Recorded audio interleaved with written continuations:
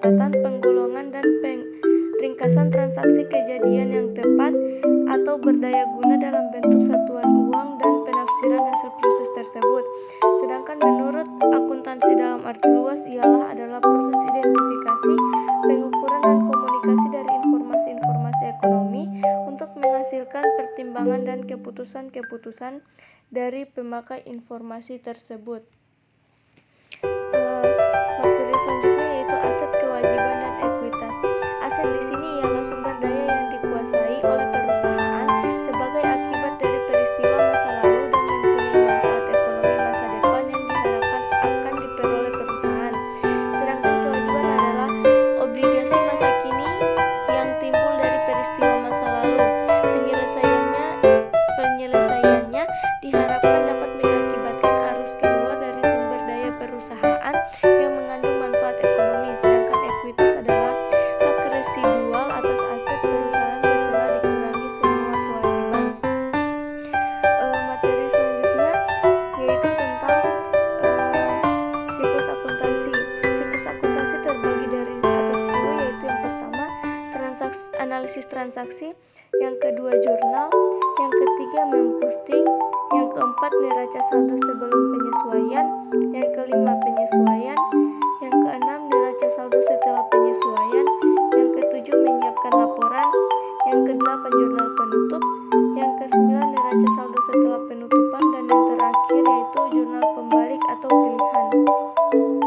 Materi selanjutnya yaitu membahas tentang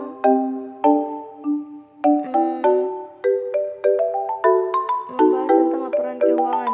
Laporan keuangan yaitu ada laporan laba rugi, laporan perubahan ekuitas, neraca, laporan arus kas, dan catatan atas laporan keuangan. Laporan laba rugi adalah laporan yang menyajikan penghasilan dan beban entitas untuk suatu periode yang merupakan kinerja keuangannya. Sedangkan laporan perubahan ekuitas adalah laporan yang menunjukkan perubahan ekuitas pemilik yang terjadi selama periode waktu materi selanjutnya yaitu mengenai penyajian laporan keuangan. Di sini terbagi atas 8. Yang pertama ada wajar, yang kedua ada kelangsungan usaha, yang ketiga ada frekuensi pelaporan, keempat konsistensi, kelima komparatif, yang keenam materialitas, yang ketujuh lengkap, dan yang terakhir yaitu identifikasi. Materi selanjutnya yaitu membahas tentang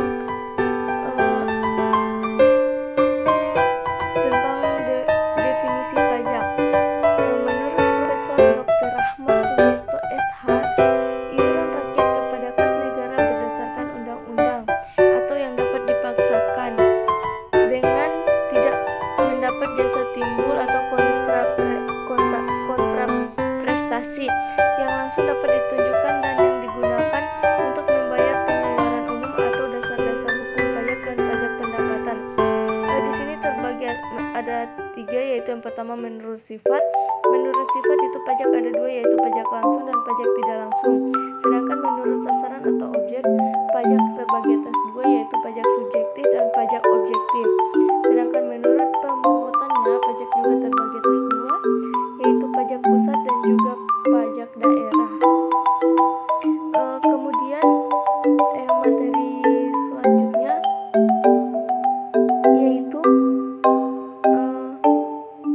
membahas tentang pembukuan dan pencatatan wajib pajak.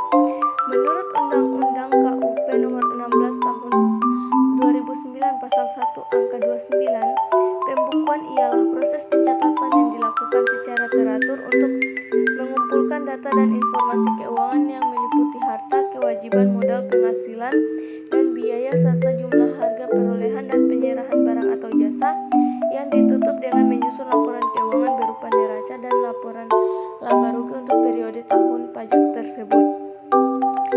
Sedangkan catatan menurut Undang-Undang KUP nomor 16 tahun 2009 pasal 1 angka 29 yaitu pengumpulan data secara teratur tentang peredaran bruto dan atau penghasilan bruto sebagai dasar untuk menghitung jumlah pajak yang terutang, termasuk penghasilan yang bukan objek dan atau yang dikenakan pajak yang bersifat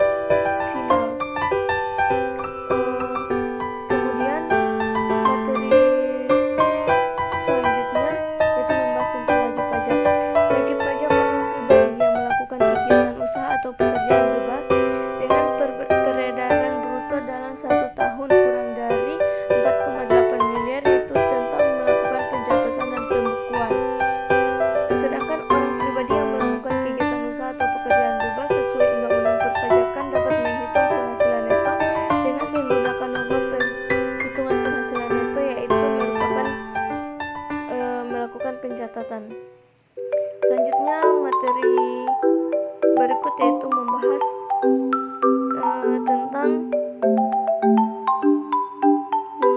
kewajiban menyelenggarakan pembukuan. Terbagi atas dua, yaitu yang pertama, orang pribadi yang melakukan kegiatan usaha atau pekerjaan bebas yang memiliki peredaran bruto dalam 1 tahun kurang lebih 4,8 miliar.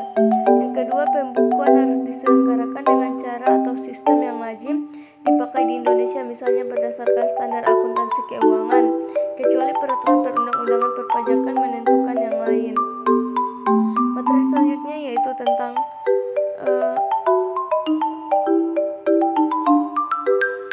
syarat penyelenggaraan pembukuan. Terbagi atas 6. Yang pertama, haruslah diselenggarakan dengan memperhatikan itikat baik dan mencerminkan keadaan atau kegiatan usaha yang sebenarnya atau full disclosure. Yang kedua, haruslah diselenggarakan di Indonesia dengan menggunakan huruf Latin, angka Arab, satuan mata uang rupiah, dan disusun dalam bahasa Indonesia atau bahasa asing yang diizinkan oleh Menteri Keuangan. Yang ketiga, diselenggarakan dengan prinsip taat asas dan stelsel akrual dan stelsel kas. Yang keempat, perubahan terhadap metode pembukuan atau tahun buku harus mendapat persetujuan Direktorat Jenderal Pajak. Yang kelima, pembukuan yang diselenggarakan sekurang-kurangnya terdiri atas catatan mengenai harta, kewajiban, modal, penghasilan dan biaya, serta penjualan dan pembelian, sehingga dapat dihitung besarnya pajak yang terutang. Dan yang terakhir yaitu buku catatan dan dokumen yang menjadi dasar pembukuan dan dokumen lain, termasuk hasil pengolahan data dari pembukuan yang dikelola secara elektronik atau secara program aplikasi online, wajib disimpan selama 10 tahun di Indonesia. Kemudian materi selanjutnya yaitu membahas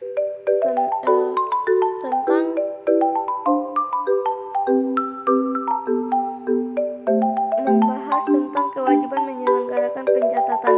Di sini juga terbagi atas 2. Yang pertama, orang pribadi yang melakukan kegiatan usaha atau pekerjaan bebas yang memiliki peredaran bruto dalam tahun 4,8 miliar. Yang kedua, wajib pajak orang pribadi yang tidak melakukan kegiatan usaha atau pekerjaan bebas. Materi selanjutnya yaitu tentang syarat penyelenggaraan pencatatan. Terbagi atas 4. Yang pertama, harus diselenggarakan secara teratur dan mencerminkan keadaan yang sebenarnya dengan menggunakan huruf Latin, angka Arab, satuan mata uang rupiah, dan disusun dalam bahasa Indonesia. Yang kedua, dalam 1 tahun harus diselenggarakan secara kronologis. Yang ketiga, catatan dan dokumen yang menjadi dasar pencatatan harus disimpan di tempat tinggal WP atau tempat kegiatan usaha atau pekerjaan bebas dilakukan selama 10 tahun. Dan yang terakhir, harus dapat menggambarkan penghasilan bruto yang diterima. Materi selanjutnya yaitu membahas tentang akuntansi dan juga pajak. Akuntansi di sini ialah sistem informasi yang menghasilkan laporan kepada pihak-pihak yang berkepentingan mengenai aktivitas ekonomi dan kondisi perusahaan.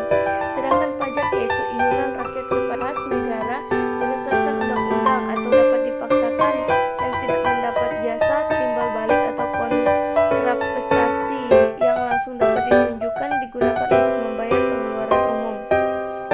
Materi selanjutnya yaitu tentang perbedaan orientasi pelaporan.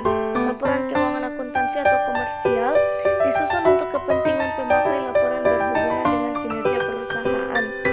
Pajak berkepentingan dengan satu atau beberapa unsur dalam laporan keuangan yang dilampirkan dalam surat pemberitahuan pajak terutang atau SPT meliputi yang pertama, laba tahun berjalan atau untuk perhitungan pajak penghasilan. Kedua, distribus laba atau untuk perhitungan pajak atas dividen. Yang ketiga, peredaran usaha atau untuk PPN atau PPNBM. Yang keempat, pengeluaran untuk karyawan dan pembelian jasa lain atau untuk penghitungan potongan pajak penghasilan. Materi selanjutnya yaitu membahas tentang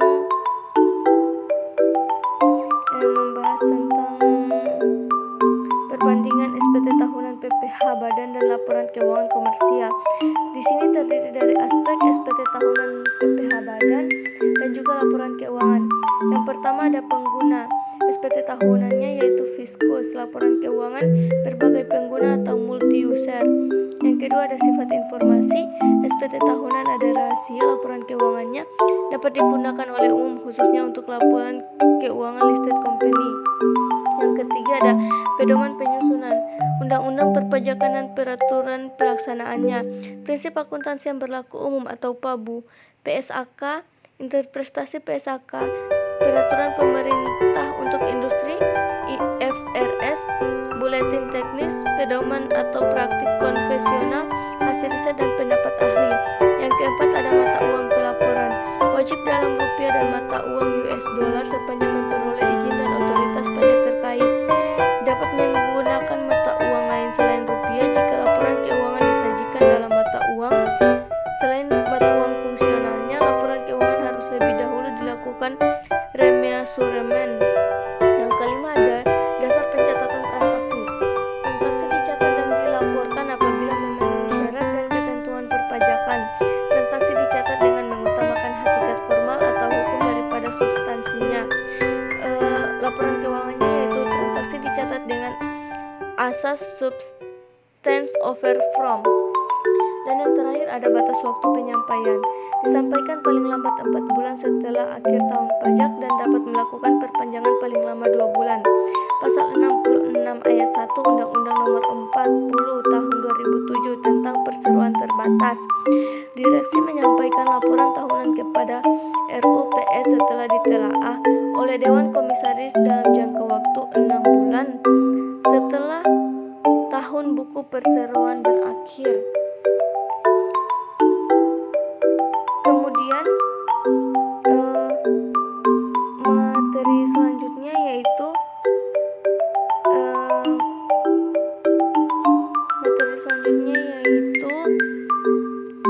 membahas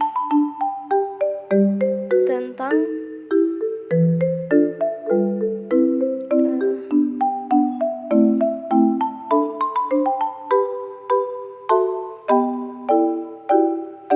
ciri kualitatif laporan keuangan pajak. Di sini terbagi atas 4. Yang pertama, dapat dipahami oleh petugas atau pemeriksa pajak.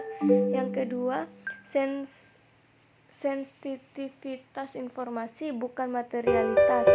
Yang ketiga, laporan keuangan fiskal disajikan secara jujur dengan itikat baik. Substansi beban yang dapat dikurangkan dari penghasilan bruto adalah beban untuk pendapatan, menagih dan menerima penghasilan yang merupakan objek pajak yang dihitung dari penghasilan neto.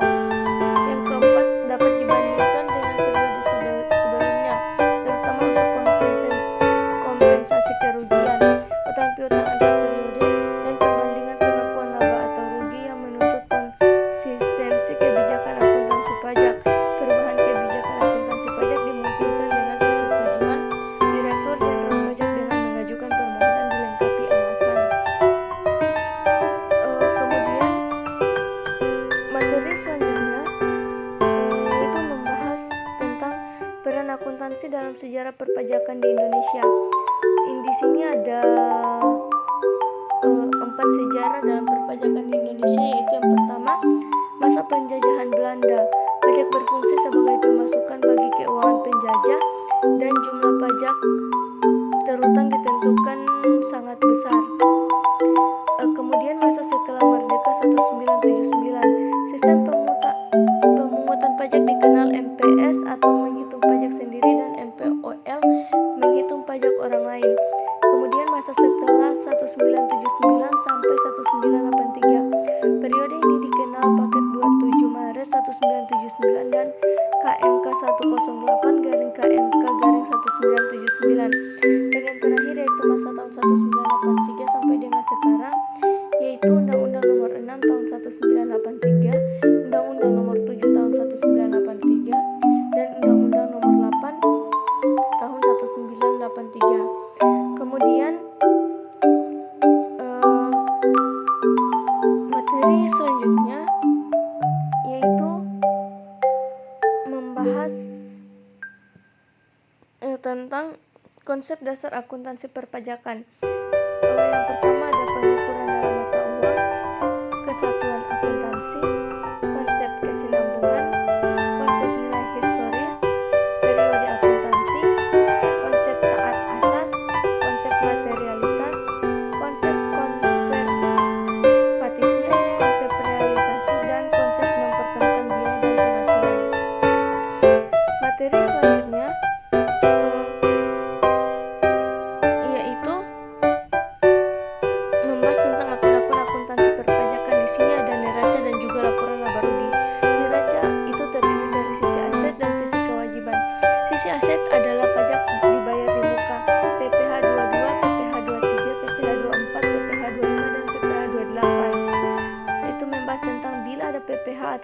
pengalihan hak atas tanah dan bangunan pajak masukan.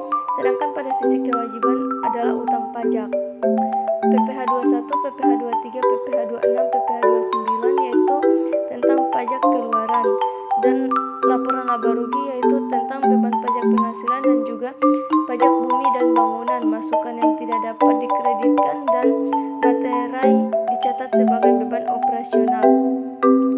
Materi selanjutnya yaitu tentang pentingnya akuntansi perpajakan. Akuntansi perpajakan juga penting untuk wajib pajak dalam melakukan perencanaan pajak. Akuntansi perpajakan sangatlah penting karena menekankan perlunya pemahaman perpajakan yang baik oleh WP, terutama WP badan, agar jangan sampai terjadi kesalahan dalam perhitungan pajaknya, karena dapat saja sewaktu-waktu dilakukan pemeriksaan pajak oleh aparat pajak atau Fiksop.